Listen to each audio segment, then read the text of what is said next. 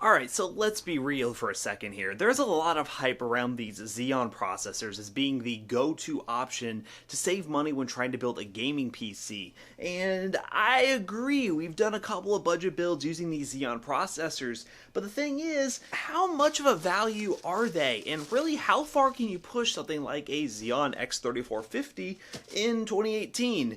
Okay, I need this.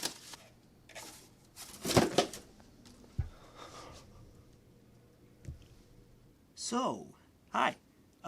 Yeah, we're doing a PC build today. So, kick back, relax, and hope you guys enjoy it. Oh, probably should pick this up.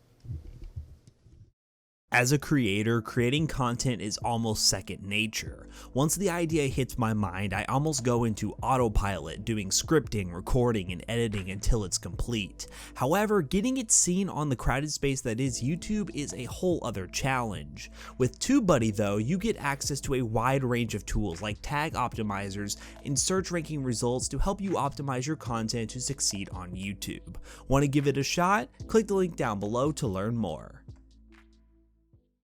Now, for those who do not know, Xeons in 2018 are actually a really decent value for the money for really budget systems like $250, $300 budget PCs, and more specifically the Xeon X3440, 3450, 3460. Those particular Xeons are actually worthwhile getting when you're doing a budget gaming PC. Pair it with a good H55 or P55 motherboard, and you have a good setup for really cheap, because these Xeons can actually go from anywhere between $10 all the way up to $20, and sometimes even less than $10. You get 4 cores that you can overclock on a P55 or H55 motherboard to get that extra performance compared to buying something like an i5-2400 CPU. However, some people are kind of concerned about buying these CPUs because of the fact that you have to overclock and you have to have some experience when it comes to overclocking. I am no expert, but in this video what we're going to do is part together a system using a Xeon X3450 plus the GTX 1063 gig, and then be able to teach you all how to overclock it as someone who, well, is definitely not an expert, but I feel like I could pass along some decent knowledge that could help you with your,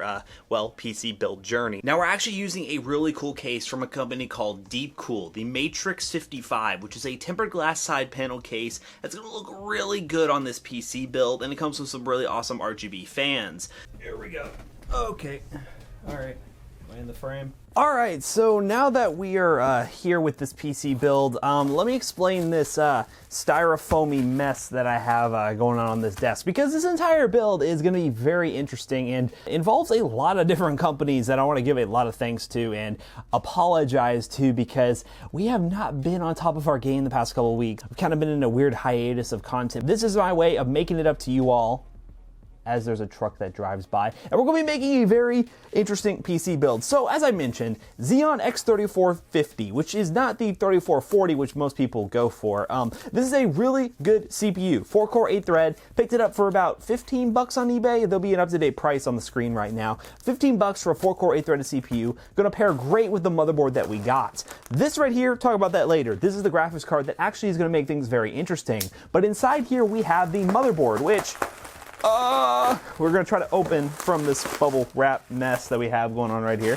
eBay sellers love their bubble wrap, from what I've noticed, is the motherboard, which is a Gigabyte H55M motherboard.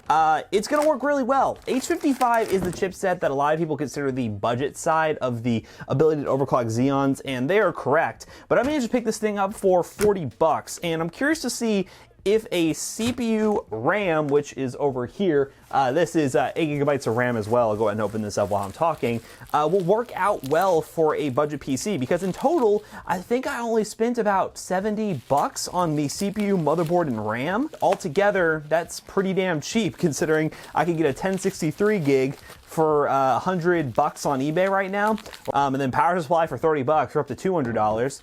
And then this case from Deepcool, the Matrix 55 with its RGB fans, is kind of pricey, and we're actually going to be swapping out the fan on this cooler right here, which is the Reven cooler. Yeah, let's take all this stuff apart, get everything set up, and then we can actually start building this thing, because look, wait, oh, I just dropped the RAM.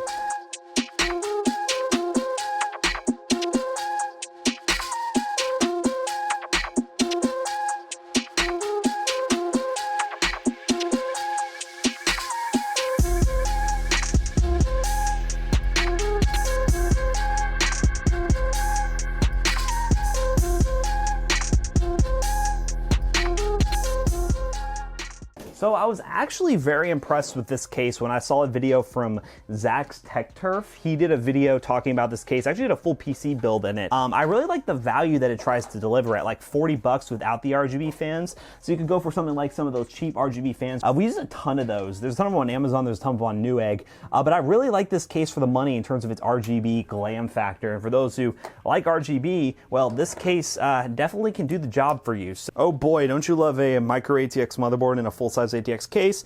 Yeah, I really don't like it either. But this is what we're going to work with for right now, all right, guys? This is for the sake of budget tech. If you can find a full-size ATX H55 motherboard, it'd be much better. But yeah, for the sake of this budget build, yeah, we respect the small guys, all right? We're a fan of the small people over here on this YouTube channel, okay? We don't discriminate. Whoa, this angle looks really weird. I honestly feel like I'm Timmy Joe or something, making videos on the internet about computer parts.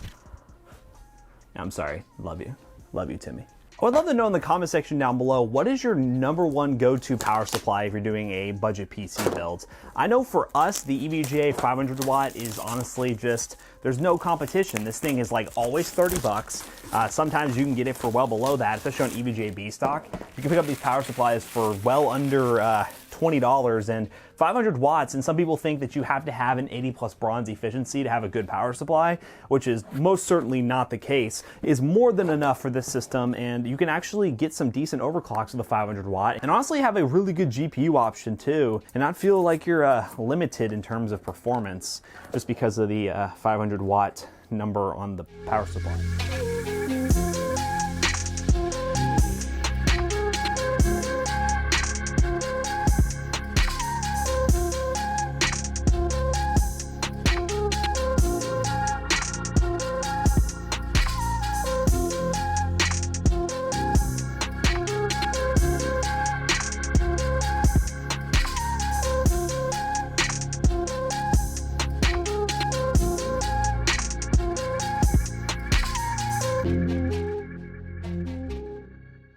Okay, so it's actually been a couple hours since I've been working on this PC because a couple things came up that I had to address.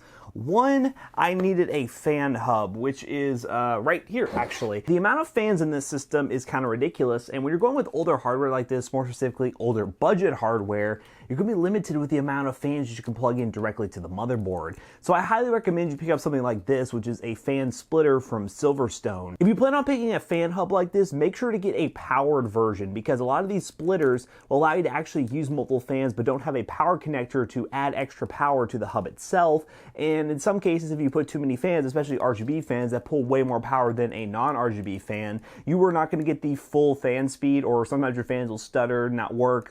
Just keep that in mind if you're planning on doing a system like this. Just keep that in mind if you plan on doing a system like a older used build in a newer case to look really nice. It's a good idea to pick up a fan hub. Same thing goes for the RGB. The RGB functionality in this is designed to work on the motherboard, and well, there's no RGB header on this older motherboard, so we're gonna kind of have to see what happens whenever we put this PC fully together. So for the rest of this, we're just going to transition to a sick little time lapse to kind of finish this build off, and then we'll transition into a discussion and benchmarks of this very interesting PC build.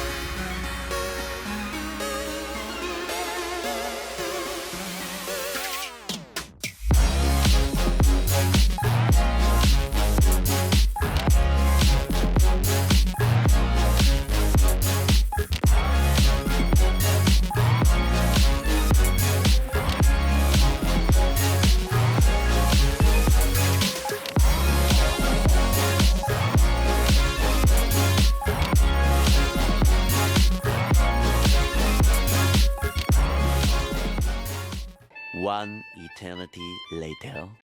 Alright, so after a few days of getting this PC put together, benchmarked, and ready to go, we now have some benchmark numbers to talk about. So I decided to test this PC in a couple titles. We tested it in PUBG, Fortnite, Black Ops 4 Blackout mode, and The Forest, because those 4 games are games that I play regularly, and they do represent the majority of popular titles that people play. And also, I was on a very limited time crunch to benchmark this system, and it was kind of what we had to work with. But as you can see on screen, this PC actually performs really well. The 1063 gig is not really bottlenecked at all by the Xeon processor when overclocked to about 3.5 gigahertz, which is what I was able to obtain and actually was getting very reasonable temperatures. I was very surprised with how high of a frequency I could get on the H55 motherboard. I did have to dial it back a little bit because the voltage that it was outputting after a long session was worrying me a little bit for these really poor VRMs that are on an H55 motherboard. So I did dial it back to kind of save the motherboard from burning itself out.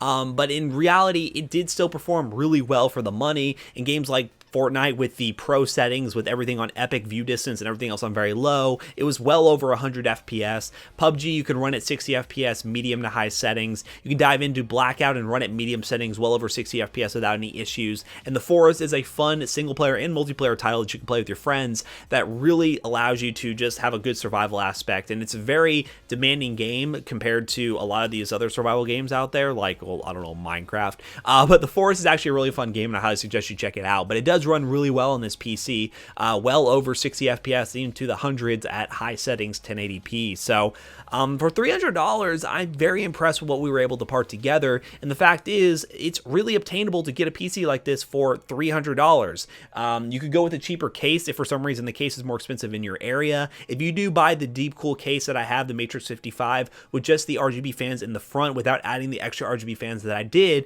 it will cost you $75, which will still fit within the $300 budget for all the other parts mentioned in this video. The only thing is, you have to have a really good used market in your area or just access to eBay. In my particular case, I have a horrible used market. There's literally nothing on Craigslist that I can buy that's worthwhile, so I had to go through the eBay route, and in return, I got, well, a pretty good performing PC for $300, and this is definitely not the last time you will be seeing this hardware used in another PC build, because I have a couple mod ideas coming up on the channel, and I'm very excited to dive into that whenever the time comes. And that about wraps this video up here, guys. If you like this video, leave a like down below and comment Xeon in the comment section down below if you made it this far. I would love to know what you all think of this style of video. I took a lot of time doing a different style of video, trying to push myself creatively with how I film things and try to make things a little bit more entertaining compared to the just normal method of just uploading benchmarks, doing a time lapse of the build, and just kind of running with it. I think this is a much more creative way, and I want to expand on this in the future, so please let me know in the comment section down below. I'd love any constructive criticism that I can receive. And yeah, that's about it, guys. Hope to see you all in the next video. Peace out, guys.